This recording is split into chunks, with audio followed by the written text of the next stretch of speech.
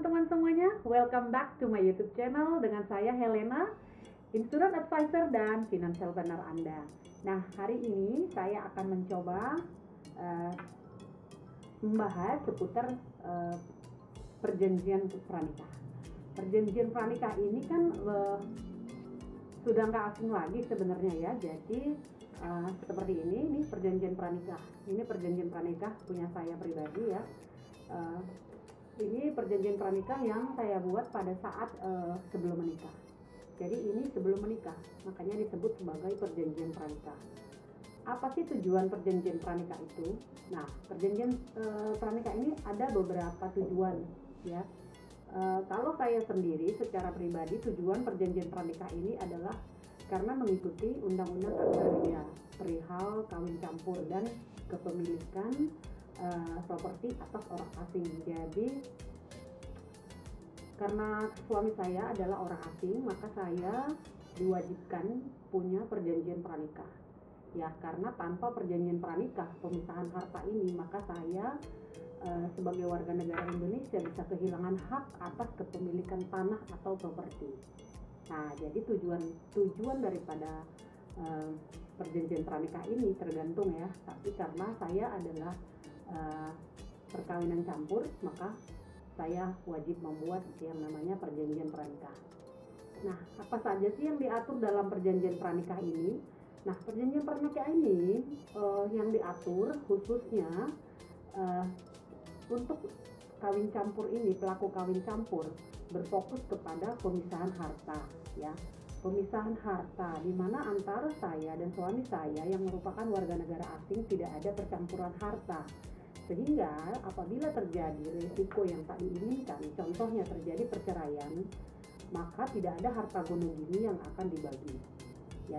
Dan akibat perkawinan itu, maka warga negara Indonesia wajib menunjukkan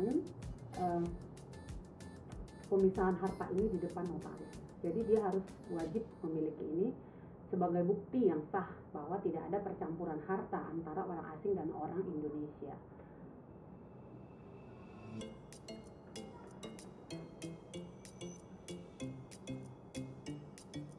Nah, ada juga untuk beberapa pasangan yang juga mengatur perihal pengasuhan anak dan menyatakan keinginan-keinginan mereka ini di dalam perjanjian pranikah itu. Jadi komitmennya seperti apa? Mereka tuangkan dalam perjanjian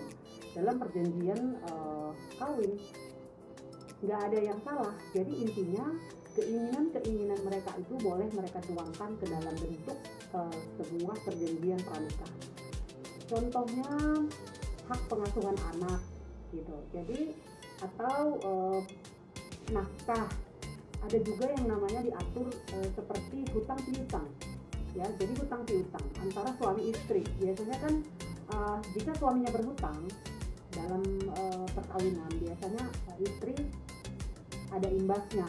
Tapi begitu adanya perjanjian pranikah ini, maka dalam perjanjian pranikah itu bisa diatur, bisa dituangkan bahwa jika salah satu pihak berhutang, maka itu tidak ada sangkut pautnya terhadap pasangan yang lain ya. Jadi hutang piutang apalagi yang berhubungan dengan bisnis, contohnya suaminya berbisnis sebagai kontraktor atau bisnis sebagai pengusaha ya, yang mungkin suatu hari dia mengalami kepailitan, maka perjanjian pranikah ini, dalam perjanjian pranikah ini bisa dituangkan bahwa segala bentuk hutang piutang suami tidak ada sangkut hubungannya dengan istri, bukan menjadi tanggung jawab istri. Demikian juga sebaliknya, jika istri berhutang, tidak merupakan kewajiban suami untuk membayar hutang tersebut. Kenapa? Karena sudah dituangkan ke dalam bentuk perjanjian pranikah. Nah, seperti itu. Jadi para pasangan membuat keinginan-keinginan tersebut ke dalam satu akte perjanjian kedua belah pihak. Jadi kedua belah pihak wajib hadir, wajib menandatangani perjanjian pranikah ini. Ini tidak bisa dirubah atau dibuat oleh salah satu pihak saja. Kedua belah pihak harus dengan sukarela melakukan yang namanya perjanjian pranikah ini.